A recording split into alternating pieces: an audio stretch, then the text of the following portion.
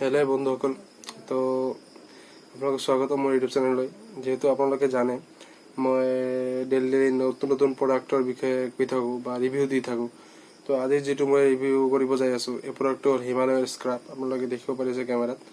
এই প্ৰডাক্টটো মই আজি ৰিভিউ কৰিবলৈ চেষ্টা কৰিছোঁ, আৰু এই ভিডিঅ'টো আপুনি দেখিলে গম পাব যে আপোনালোকৰ এই প্ৰডাক্টটো ইউজ কৰিলে কি কি সুবিধা হ'ব আৰু আপোনাৰ চেহেৰাৰ কি কি ভাল হ'ব।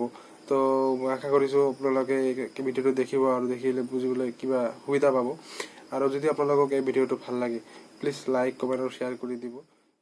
তো বন্ধুসকল, মই আগতে কৈছোঁ আজি মই কোন প্ৰডাক্টটো ৰিভিউ কৰিম। এই প্ৰডাক্টটো হ'ল হিমালয়া পিউৰিফাইং নিম স্ক্ৰাব।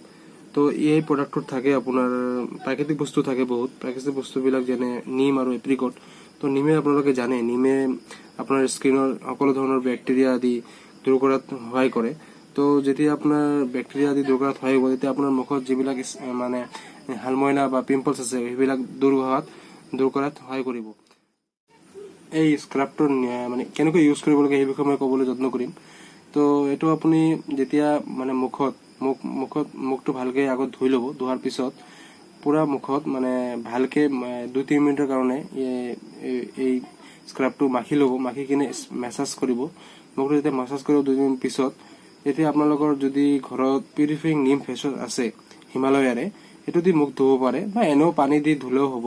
ধোৱাৰ পিছত আপোনালোকে মুখটো মুচি ল'ব। পিছত আপোনালোকে বুজিব পাৰিব যে এই হিমালয় স্ক্ৰাবটো লগালে মুখটো গ্ল' কৰিব। আপোনালোকৰ মুখমণ্ডলটো বহুত গ্ল' কৰিব আৰু মুখটো দেখিবলৈ ভালেই লাগিব। আৰু মানে কিছুমান যিটো প্ৰব্লেম থাকে নহয়, যেনে ধূলা বালি এইবিলাক আৰু নাথাকে, মুখটো চাফা হৈ যাব। ময়ো ইউজ কৰিছোঁ, মোৰো বহুত সহায় পাইছোঁ। মোৰ মুখত বহুত ধৰণৰ একনে আছিল, সেইবিলাক গুচাবলৈ বহুত ভাল হৈছে। সেইকাৰণে মই ৰিভিউটো দিবলৈ চেষ্টা কৰিছোঁ। তো মই আশা কৰিছোঁ আপোনালোকৰ এইটো বহুত ভাল হ'ব লগালে। তো মই এতিয়া ক'বলৈ যাই আছোঁ এইটোৰ দাম। আৰু মই যিটো কিনিছোঁ এইটো হ'ল 50 গ্ৰামৰ বস্তু হয়। এইটোৰ দাম হ'ল 75 ৰুপিজ। তো আপোনালোকে প্ৰথমতে সৰু কিনিলে হ'ল, কিয়নো এনেকুৱাতো কথা নহয় যে সকলোৰে ফেচত এইটো কাম কৰিব। কোনোবাৰ মুখত হয়তো কাম কৰিবও নোৱাৰে। তো তেতিয়া আপোনালোকে বেছি ডাঙৰ হ'লে আপোনাৰ লছ হৈ যাব, হয় নে নহয়?